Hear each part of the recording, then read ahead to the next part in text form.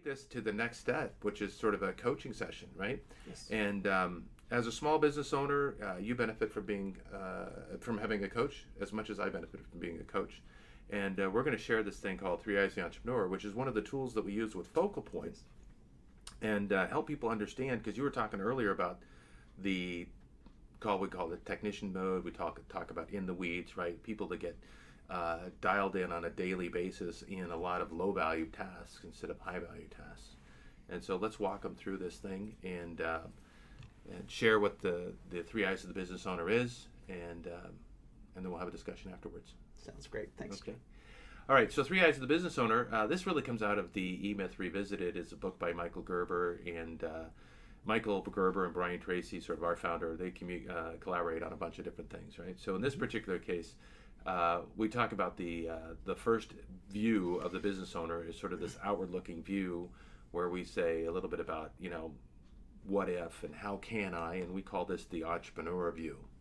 And I'll back up and tell a little story of the E-Myth Revisited, and this is Michael's meeting Mary in the pie shop. It's all about a pie shop, and she's back in the bakery. It's 11 o'clock at night. She's covered with flour, and she's got 50 pies to bake and deliver by the next morning. She's really not a happy camper. It's anything but what she expected or what she wanted about being a business owner. And unfortunately, we've all found ourselves in that place on more than one occasion.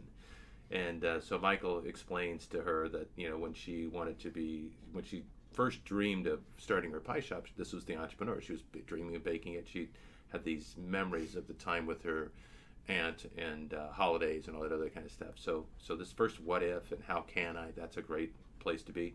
And then as you start to take your business starts to grow and take off, you have to focus a little more inwardly, right? And this is the manager view. The manager view just really asks some different questions, like not what if or how can I, but how many and when and how much. Those are the different kinds of questions. And the place you have to be careful of is this last view. This is the technician view. This is when you get down into the weeds and you're actually delivering the services and the products. And this is the problem that Mary has in the pie shop, is that all the employees have gone home. She's the only one that is there at 11 o'clock at night, and she's having to do everything. She's ordering, she's stocking, she's baking, she's boxing, she's packaging, she's delivering, she's doing all that kind of stuff. And so one of the keys that we run into with business owners is that they get stuck in this technician mode all the time. And really what that is doing low value tasks, right? So when we look at our business and we talk about what those low value tasks are in your business, often one of the first types of support persons that we might engage in is an administrative support person. And what are some of the low value tasks that she might do for you? In fact, I do have an administrative support person. So share. And she does follow-up calls for me. She does. I was having a computer laptop issue that she handled getting it repaired and fixed, and also handles a lot of the book work, the QuickBooks type support. Oh, really, really nice. Absolutely. Okay. So the hourly rate for the administrative support person is, what do you think? $15. $15 an hour. Okay. And the key to this is that this is a market-driven rate. In which you don't get to decide how much to pay, because if you don't pay enough, you're not going to get somebody that you want and that can do the job that you need. Yes. And if you overpay, that's bad business, right?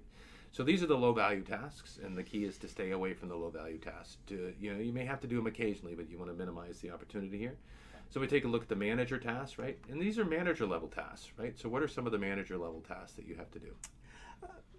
Communication with the clients, scheduling, some of my preparation work for the coaching sessions I have.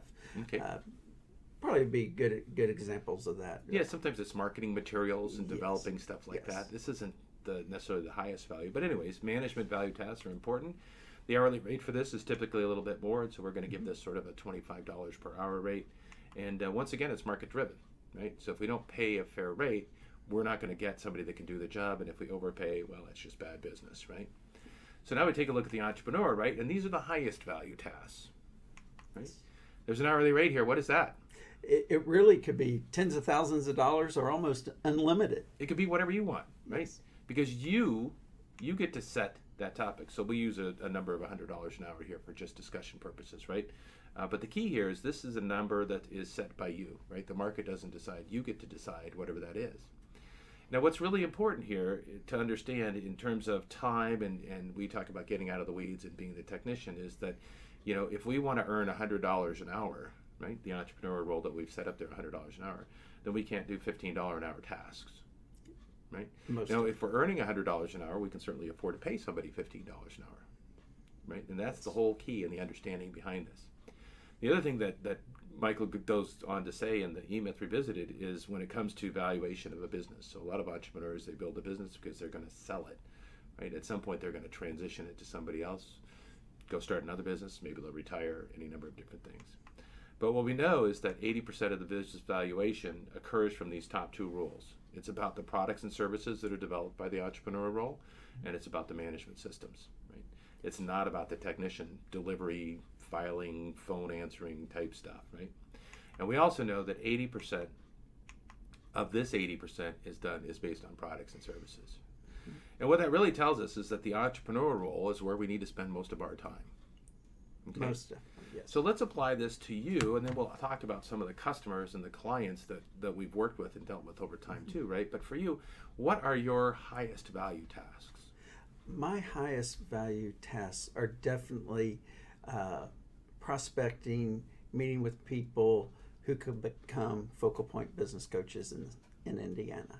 Okay, so getting out and spending time, it's business development as much as anything else, Yes. right? And then I guess we would say sales are part of that. Definitely, Business yes. development and sales, Yes. right? We don't necessarily have a salesperson on the team at this point, right? And then we talked about some of the low value tasks.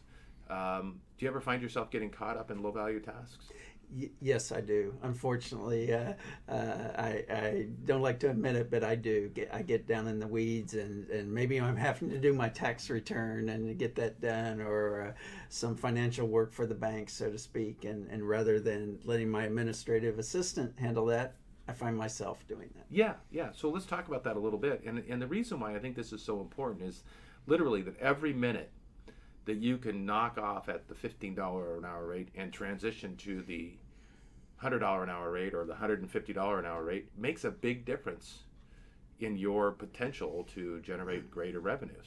And as a small business owner, that's really it. So sometimes we look at it and say, oh, it's not that big a deal. I'll just take care of that myself. You have to understand you're giving up $85 an hour when you're doing that. That could be a big number. Or if you're looking for a $200 an hour rate, you're giving up a lot more than that. So in terms of your lowest value tasks, the other thing I think that happens is that we have to ask ourselves, is this a one-time thing or is this a repeat thing, Yes. right?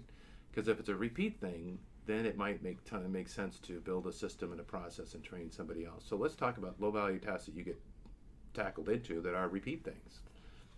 Yes. What falls into that bucket?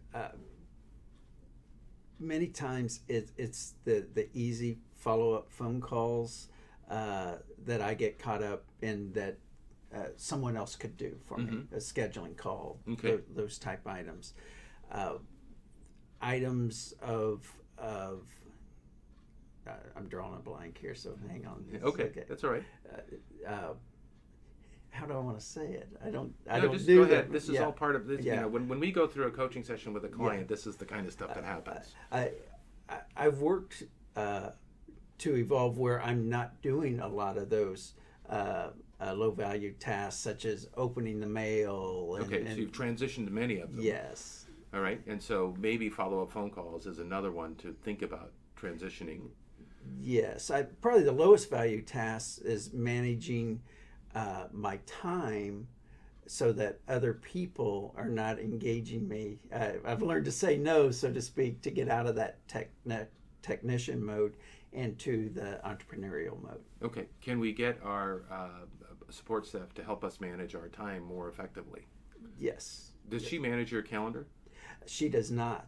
Oh, okay. And that's would be a great area to get her involved with. Okay, yeah. So managing your calendar and making sure that she does follow-up phone calls to set appointments and do all that kind of stuff. So keeping her a little bit more engaged at that startup point.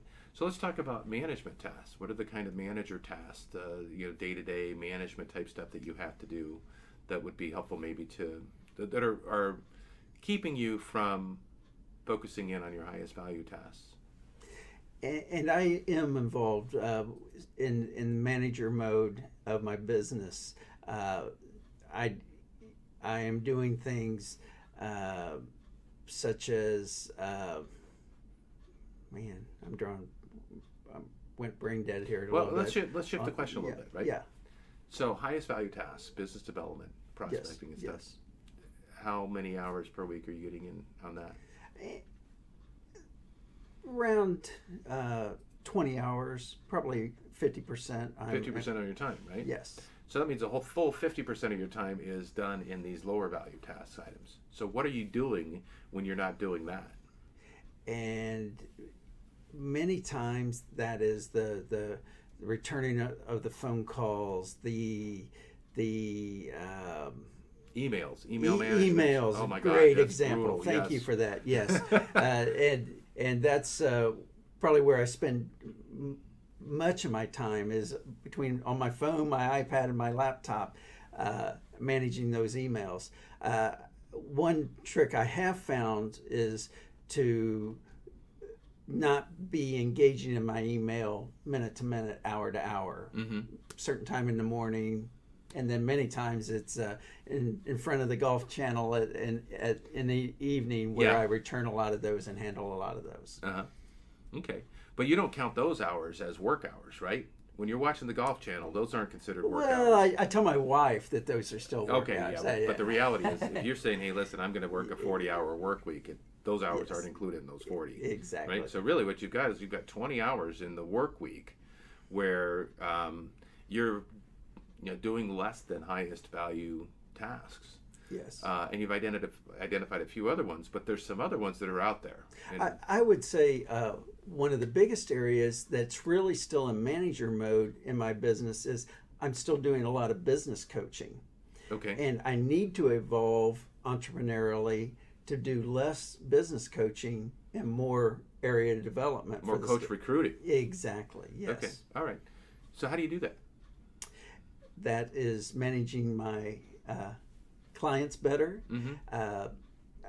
I really plan to get to just coaching instead of 7 or 8 clients that I currently am coaching down to 3 or 4. So it needs to be those most valuable clients that I can have the biggest impact with. Can you, if you've got a new coach that was qualified, obviously trained, right? Would they be able to take on some of your current clients?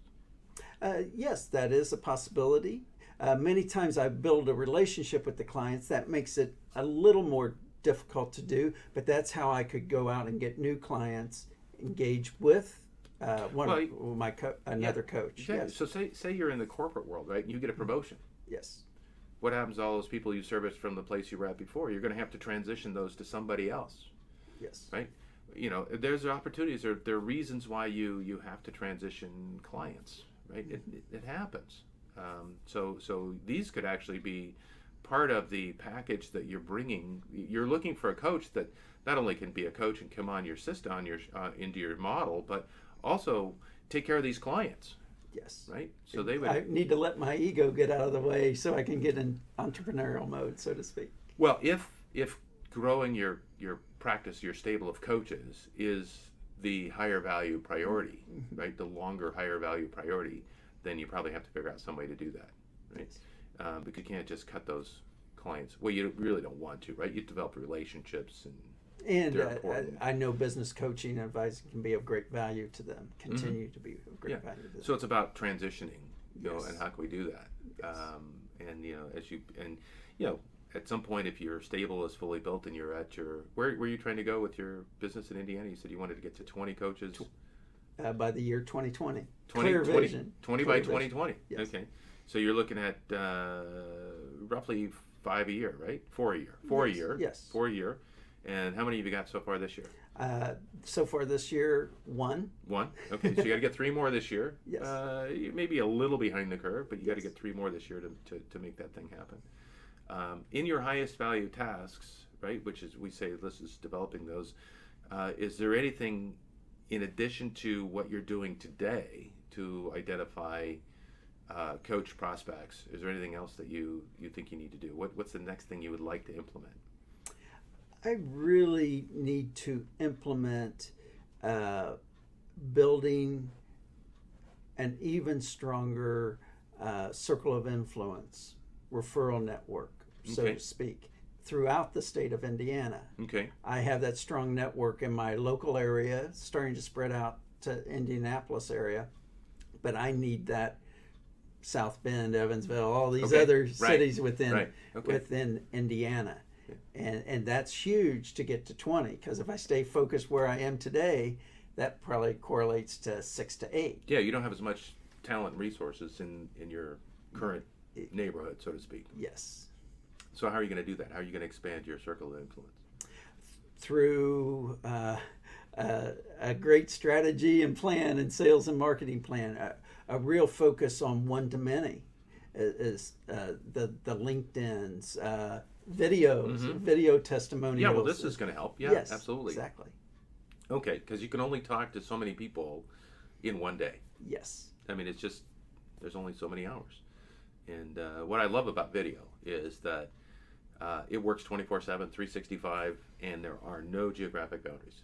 Right? So we have people that watch these videos from Southeast Asia, Europe, Canada, South America, because it's the internet. We can do it. Right? Yes. You can do that anywhere. So you can certainly market out to your network, and lots of tools and opportunities out there from an internet marketing standpoint, social media standpoint, where you can target and get your message in front of people that are likely going to want to participate or at least explore coaching as a career opportunity for themselves. A very wise man in coach named John Whitt said, "It's great to be doing marketing and sales work while I sleep." Yeah, yeah, I love it. I love it when we, I think that's the ideal solution, right? If you have things working while you're sleeping, then you're pretty productive, right? I think that's a big key.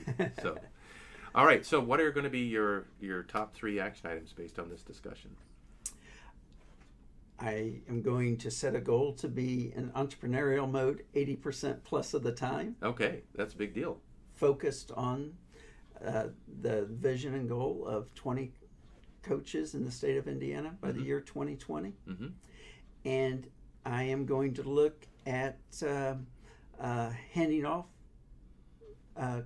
my current coaching clients and future new coaching clients to other focal point coaches. Well, you might be the business development, right? You're the opportunity, Yes. almost the rainmaker, to help these people get their businesses started, getting their practices up and running, right? And then what's the next thing you're going to transition to your administrative assistant?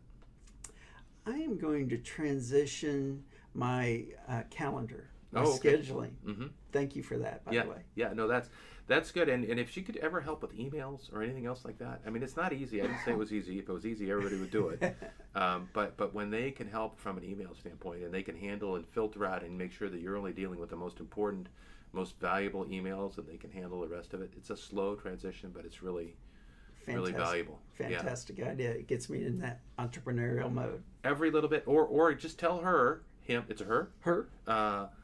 Make sure I'm not doing this, right? If you see me doing this, wrap me on the knuckles, right? Hey, it's accountability. We get it wherever, take it and get it wherever you can get it.